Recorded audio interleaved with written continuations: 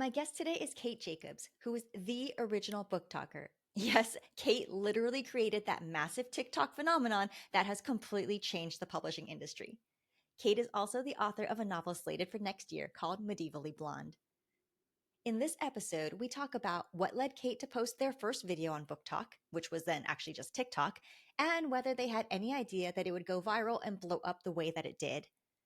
What Cait has learned from BookTok about what readers love and how they've applied that to their writing, why they chose traditional publishing over self publishing, advice for writers both for their writing and their online marketing efforts, and so much more. I hope you enjoy the show. Hi, Cait. Welcome to Creative Inspired Happy. Hi, thank you so much for having me. I'm really excited to have you on the show. The reason I reached out at first, well, first of all, we know each other just online. I Mhm. can't believe you knew of my writing from like my very first book, The Crown's Name, which is like right behind me, right there.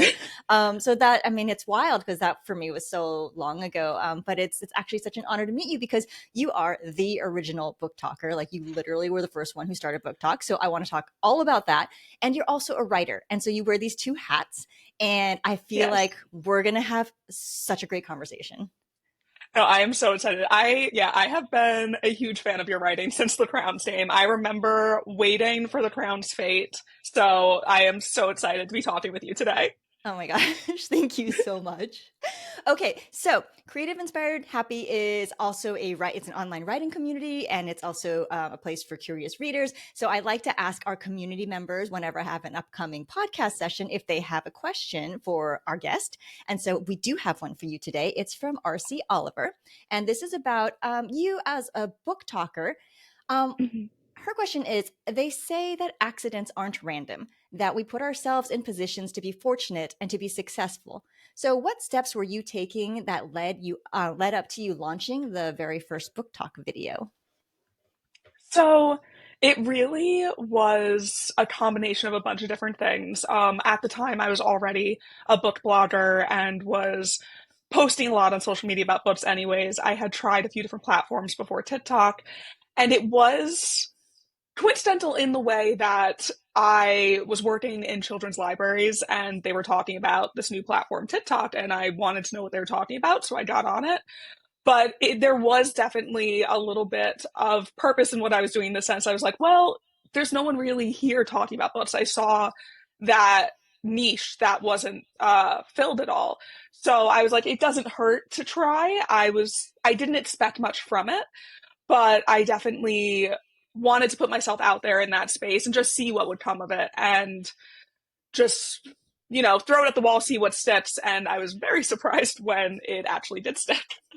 I mean, that's really interesting because I think that it's kind of brave, but at the same time, I really like that you approach this thinking like, you know what, there's not really any risk, right? Like if you put Mm-hmm. out a video and it totally flops, like no one knew you, on TikTok, and Exactly.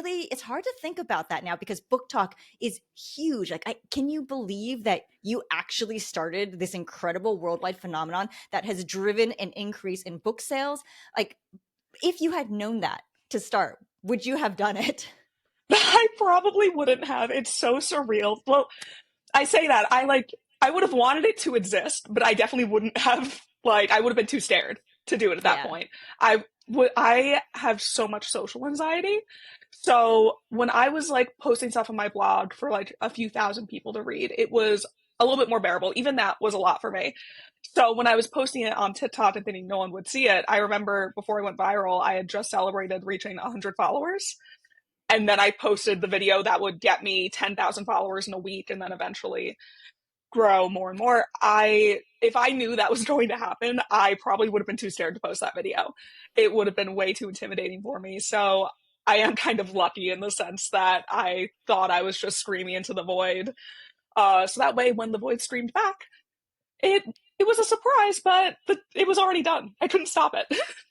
But how do you deal with that then, with having social anxiety and then becoming kind of a figurehead for as Book Talk was growing? Like, I read interviews, in major newspapers where where they mentioned you and they quoted you.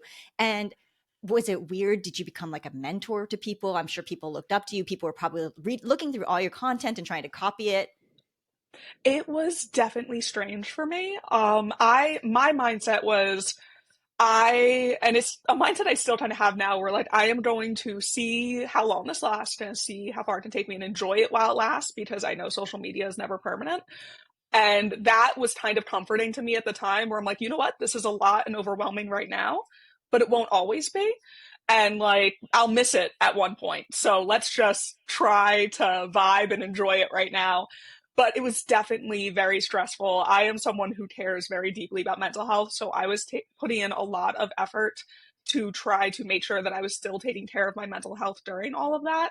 And even if that means stepping back sometimes and working with therapists and talking to my friends and family to like help me prep for like really stressful things like certain interviews or events that maybe were super intimidating. It was a lot of work to make sure that I could keep myself balanced and okay during it, but it was also so worth it. And being able to like meet other BookTokkers who were then starting up like after my my first videos went viral, and like being able to get to know other people in the community really made it so worthwhile because I got to make so many incredible friends and get opportunities that I never would have dreamed of before.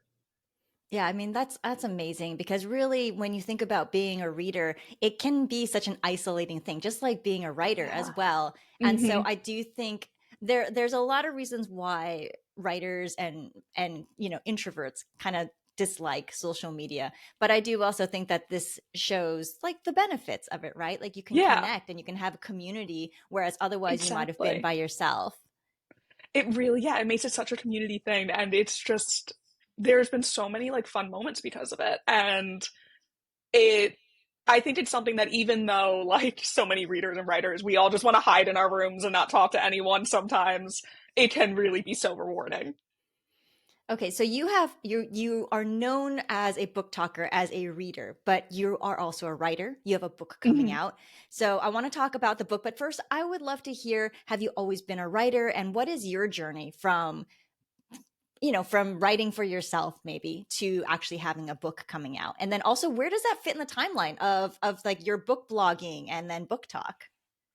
Yeah, so I have always been a writer, not always a good one, and I still don't know about that one, but I have always been writing for as long as I can remember.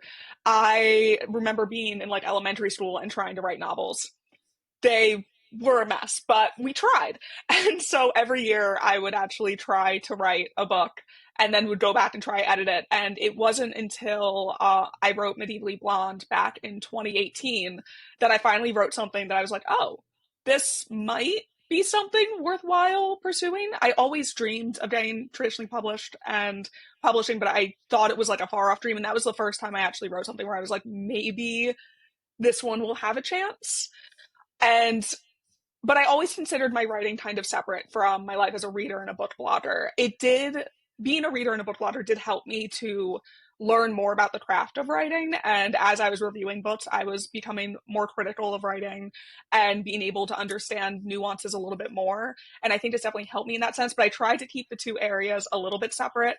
However, as I was eventually going into after I wrote Medievally Blonde and then eventually decided to actually really commit to it and try to edit it and get it published, there was also that knowledge of like trying to meld those two worlds and seeing how they can work together. And we're still working on that, but I think it's been an interesting journey. Yeah, I definitely want to talk about that because I am curious. I do think that speaking to readers and speaking to writers as audiences is different. But first, tell us a Mm-hmm. little bit about Medievally Blonde. I know it's not out yet, it's coming next year, I believe. But what can you tell us about it right now? So, Medievally Blonde is a fantasy novel that I jokingly pitched as Legally Blonde, but instead of lawyers, they're knights. It follows a princess who her entire kingdom is waiting on this betrothal agreement, and when it gets broken, she needs to go and prove to that prince that she can be the queen that he needs. It it is based very heavily off of Irish folklore and also deals with a lot of themes around disability, a lot based off of my own experiences. It's something very close to my heart, kind of the combination of everything I love. So I am very excited about it and very hopeful that readers might like it as much as I do. Do you think that, I mean, you've been writing a long time. Do you think that putting everything in it that you loved and also parts of your life, do you think that that helped make this manuscript the manuscript that actually got you a book deal? I think so. I think it very much made it so much more special to me, that made me more excited to work on it and more willing to spend the time editing and tearing it apart and putting it back together again to make it into something that will hopefully be worthwhile and able to sit on shelves. So I think that definitely made the difference. I mean, it sounds like such an amazing premise, and I was just reading something about how important it is these days for book marketing to have a great hook and to be able to do that elevator pitch where people are like, "Oh wow, yes, I want to read that." And I'm actually, so now I want to talk about book talk and the intersection of being a reader and a writer, because I feel like maybe that's a skill that you learned being in the book talk world, where readers are watching these super short videos and saying, yes, I want to buy that book. So what do you think you have learned from being immersed in this world that you helped create?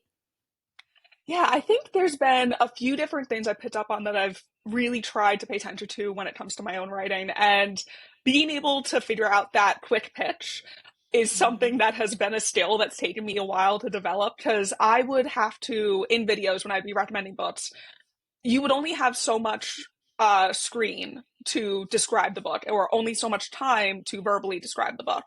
So I would have to figure out a way to take these books that I love and put these 400, 500 pages down to one sentence Mm-hmm. that would get readers interested and get them to want to read it and get them to understand why I love it so much. And I think developing that skill has really helped me with my own writing, because now as I'm coming up with concepts and ideas or thinking of Medievally Blonde, something I'd already written, I can now look and be like, okay, how would I talk about this if it was someone else's book that I loved? And I think that's really helped me with that. It's also helped me a little bit with knowing what gets people most excited to hear about. There's a lot of debate over like the tropification of literature, and on BookTok, I think it's something that a lot of people can have strong opinions on, but it is something that really works with marketing. I do know that like when it comes to people looking for something new to read, they're looking for some of those easy, quick things that you don't necessarily see in the blurb, in the little synopsis on the back, that can then make them even more incentivized to pick it up. So those are other things that I would like keep in mind when I'm working on books, of like, what exactly do I want people to know that they may not read in the back cover copy. And for our viewers and listeners who might not know about tropes and tropification, can you explain a little bit what tropes are? Yeah, so tropes are basically these very common either character dynamics or plot points or relationship dynamics that you can find in a lot of different books, TV shows, movies. The most common one you will probably ever hear is enemies to lovers trope, which is an iconic and great one. And so a lot of times you'll hear people describe books by a lot of the tropes that can be found in it, whether it's enemies to lovers, a chosen one, or friends to lovers. A lot of them do revolve around the relationship dynamics and the romance in books a lot. So, how do you feel about that as from a book talk perspective, but then also from a writer perspective? And this, I imagine, this plays into a little bit about that debate you were just talking about. So, I don't want to get you into hot water in the book talk community. No, no. Because I very much see both sides of it. Where, from that book talk perspective, tropes are so useful when I'm trying to tell people about a book that I know that they'll love. And my way to get people into it, if I say these common tropes, they will know immediately what I'm talking about. So, tropes are incredibly useful in that sense. However, I also, as a writer, do not want to feel like I have to write tropes, or like that I have to like participate in whatever trendy trope, or even just any tropes in general. Like, one thing that in my brain with Medievally Blonde is I frequently am like, oh god, I don't know what tropes fit it best, like what tropes are in this book. And I've had to like be like, it's okay, you don't need to write to any specific tropes, you don't need to try to include any of them to market it, it's going to be fine. But there is definitely some pros and cons for how prevalent tropes have become in marketing on social media. Yeah, it's really interesting to me because I think that as writers, we kind of bristle at the idea that this like complex thing we've spent years working Hmm. on could possibly be boiled down into like three or four like quick, pithy little tropes. Yes. But at the same time, I completely get it that it's a marketing hook. It helps people identify right away what it is that maybe they have liked before in the past, right? And the Hmm. interesting thing I feel for a lot of authors too, and I don't know if this is true for you and your writing, is that you end up kind of sometimes you'll tend to write the same kind of characters or same relationships or same, fantasy trips or whatever your genre is. And you're not doing it Hmm. on purpose, but maybe that's what you as a reader are drawn to. And so as a writer, you end up doing that. Has that happened to you? Yes, that happens a lot. I notice I tend to gravitate a lot towards themes around disability in my books, and like there are definitely like character dynamics. I love a good like forbidden love or friends to lovers type moment, and I love to read it. And I notice that every single time I come up with like a new book idea or something, those are always what immediately my I gravitate towards. Is immediately what I want to write. Yeah, that makes a lot of sense. Okay, so kind of the flip side of that is that what have you learned from what readers like on BookTok? And then the second part of the question is, do you actually try to reverse engineer that into your own stories? And I know that you said you don't feel like you have to fit a certain trope in, but are there other things that you feel like readers really like? And this actually was a question from another community member, from Karen, who suggested that I reach out to some big readers and say, hey, what is it that you like in books?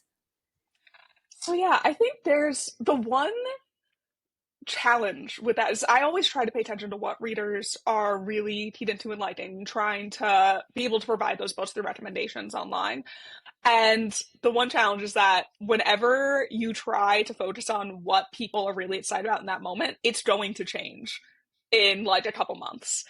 So it can be a little bit hard where like right now romantasy is everything. People really like fantasy books with strong romance plots as well, or romance books set in fantasy worlds. That seems to be a they seem to be the books that are going most viral online.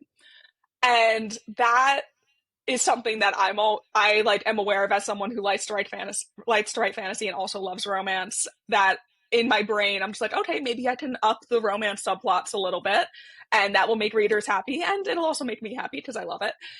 But it is definitely there has to be a balance too, where like when you see what readers are demanding in that moment, by the time that whatever book you write is finished being written and then being published, readers will have moved on.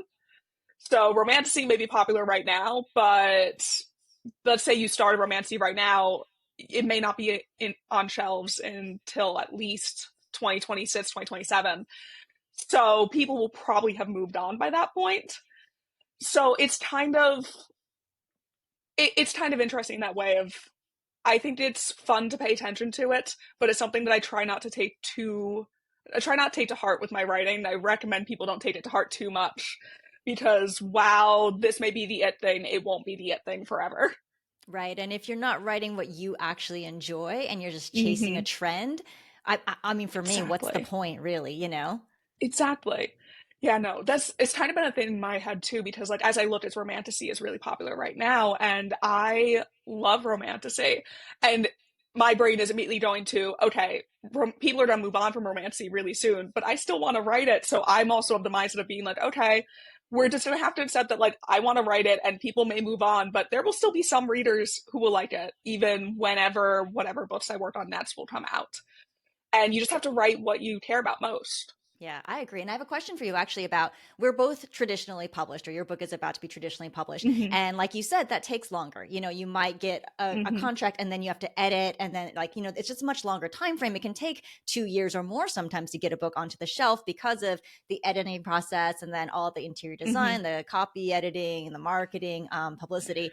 Um, but there's also other writers out there who want to get their work out faster, right? And who are self-published. And like, for example, I guess my question is like, well, if you really like romantasy, why wouldn't you say, I'm going to keep doing this, but if I self-publish, I can get it out right away? And I do know authors who actually do both. They have like Beth Revis. She just in our recent Love interview Beth. on the podcast, yeah, she was saying she now has a dual strategy where she has a book that's traditionally published, but she also self publishes one every year. So I'm kind of wondering why you chose traditional publishing.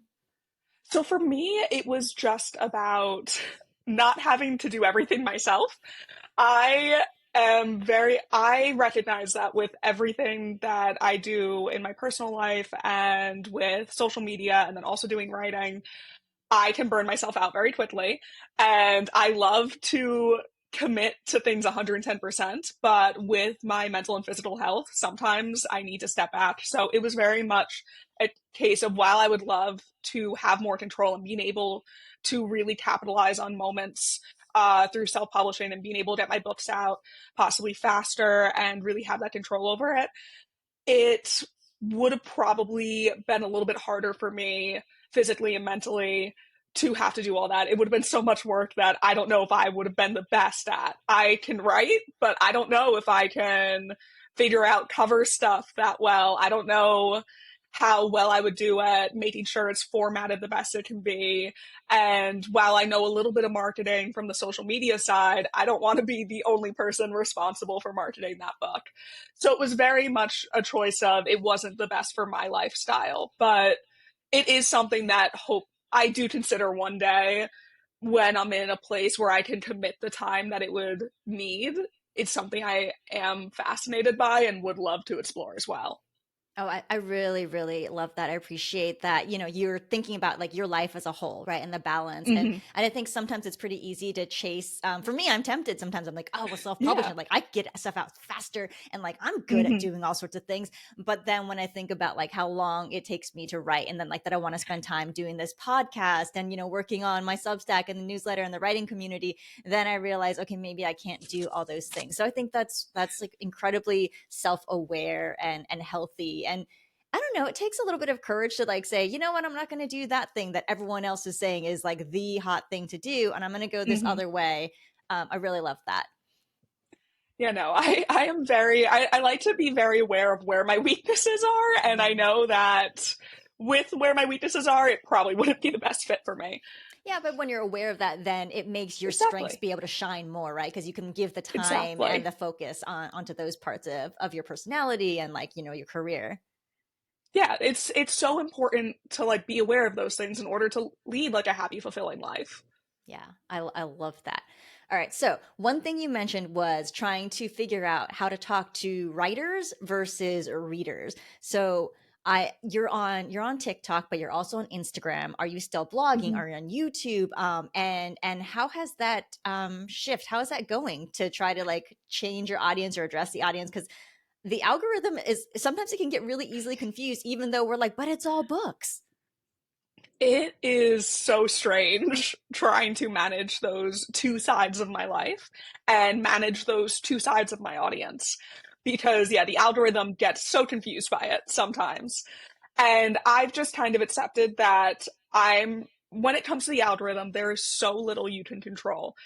I kind of like to think that like traditional publishing and social media are like the two career paths where you just have to accept that you have no control. That like you can control the little things in your corner and you can do your best with those. But then once it goes beyond that, that's it. You just have to accept that what's going to happen is what's going to happen. And with social media, I kind of have been trying to find the balance of still being able to be an authentic account when it comes to being a reader, while also still remaining professional enough that when it comes to talking about my own book and when things get closer with my book coming out, that it can become that there isn't any like jarring transition and that also it stays professional while still being fun and me. Because that's the other thing of with social media in reader spaces, negativity is kind of what thrives. Hmm. And I am not a very negative person. I am very positive. I, my joke is I have too many mental health issues to spend time on negative things. I need to just be focusing on the things I love and the things that bring me joy. However, sometimes making content that is more negative is what goes viral. And I've had to make a decision for myself years ago where I was like, that's not the type of content that I'm going to be making, because I want to also be a professional writer. And one day, while I love talking about books, if I make content that's too negative, like those are people who will hopefully one day eventually be my colleagues. And that's something that I also think a lot of people on social media should keep in mind a little bit. Um, but it is fascinating. And with getting the reader side interested in the writer side and the writer side interested in the reader side, that is definitely something that I've just kind of had to keep posting what I want to post and hope that the people who are interested will find it no matter what, and just pray that the algorithm gods will like me. What you're writing, Medievally Blonde, is it similar to the books that you were talking about and sharing as a reader? And do you think that, like, I mean, I'm curious if you have Yes. audience overlap. Yes, I think that is the one thing that actually makes this transition easier for me, is that Medievally Blonde is very much in line with the types of books that I would promote.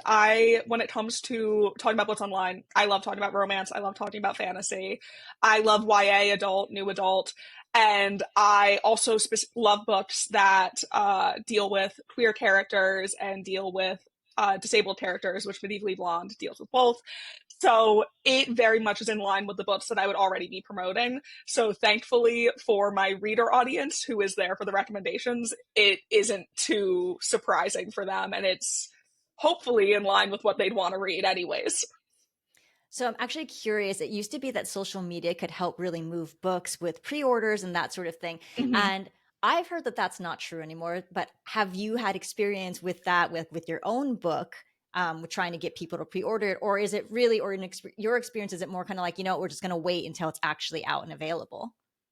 Yeah, so with me, we don't have any pre-order information up yet, so I haven't been able to see, but I am very curious what that will be. However, I can tell just through comments, messages, and DMs based on the interest. And it's always going to be interesting with social media. I do know from the side where I do sponsorships with publishers, where I will work with publishers to promote books.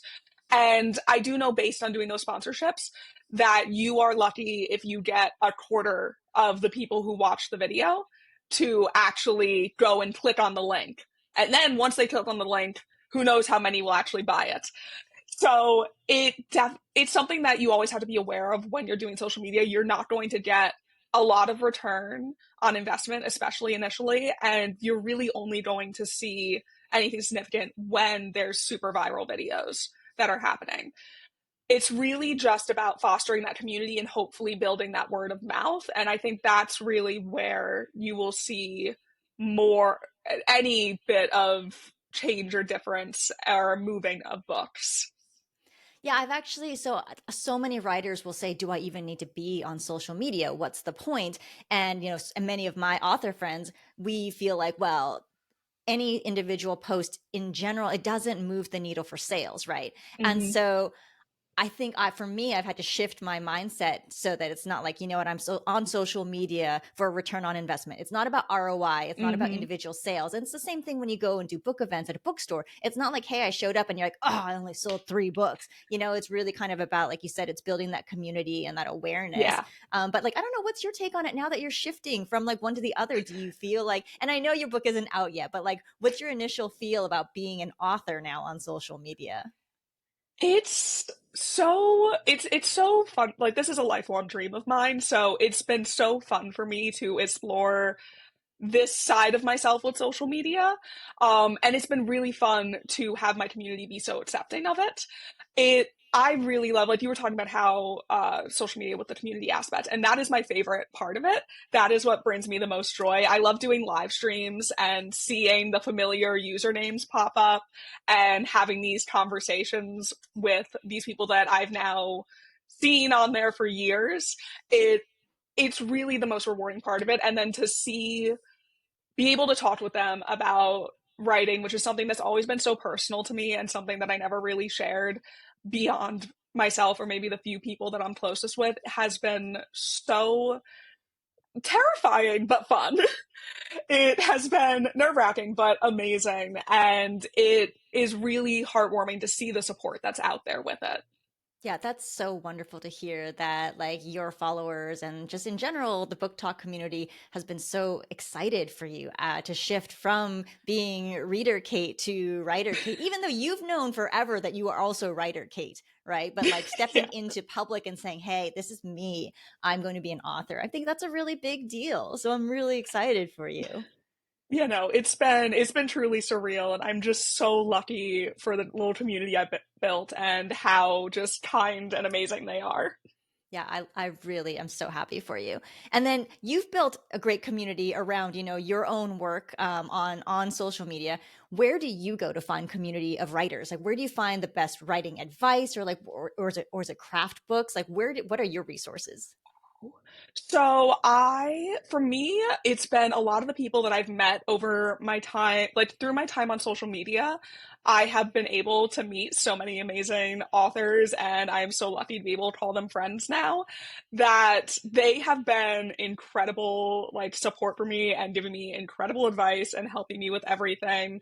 And then when it comes to my like how I then like work on my craft too. I do a little bit with craft books, but I mostly will just bother the people I know so much. And I just love having conversations with everyone. And then of course reading and critiquing what I'm reading, really diving into things and figuring out why I love certain things and what those authors are doing. That makes me love it so much, has really been helping me develop as a writer. Is there anything that's happened to you on this journey as a writer that has been unexpected? Because I mean, you've been immersed in the book world for so long. Maybe there's no surprises. All of it's been unexpected, to be honest.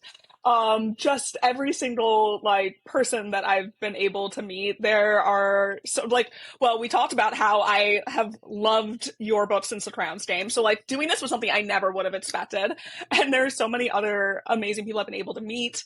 It's also been really unexpected to have my community online and build friends from that, and then also have people know me in places. Like I'll be going someplace and have people know me and like want to talk to me is so shocking for me because I such an introvert and I usually just hide in my little corner. So for people to actually want to engage with me is so strange and so amazing but surreal. I think it's probably kind of like, yeah, surreal, I think is the right word, where to Yeah. you and your family, you're still just you. You're the you've always been. And yet you are famous too in this realm of the book world. And you can walk into a conference and even if, I mean, there are people who are going to be whispering like, oh my God, that's Cait. Oh my God, that's Cait. Like they might be afraid to come It's talk to so you. Actually, bizarre. it is bizarre, right? To think like all of a sudden you have this like quote unquote power position and that you might be Mm-hmm. intimidating to people.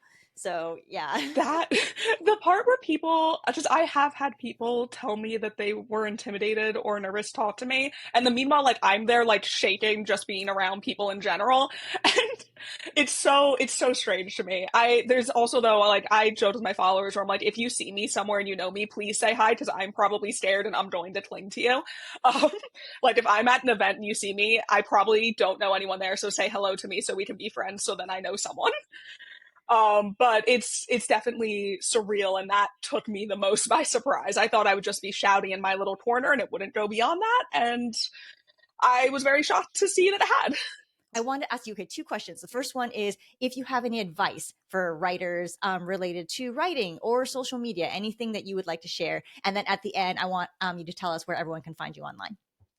Oh, okay. So my advice for writers when it comes to, I think both writing and social media and kind of where those two things meet is to very much stay true to what you want to do. I think this works with both what you're writing and what you're posting.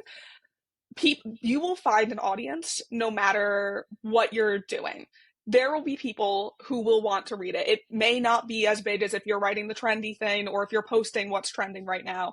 But as long as you stick to what you care about the most, what gets you most passionate, most excited, that's really what matters most. And eventually people will find you. It may take time, but it will happen, and just have faith in yourself. That is like my number one piece of advice. And yeah, and as for where you can find me, I am over on TikTok, Instagram, is it Twitter or X now, whatever that is, Threads, all of those places. I am over at Cait's Books, and I'm also on Tumblr and YouTube at Cait's Books. Oh, fantastic. Well, thank you so much for sharing your wisdom, this great insight into a world where that most writers don't know about, from a very, very experienced perspective, even if you didn't intend to tumble into this space as the founder of BookTok.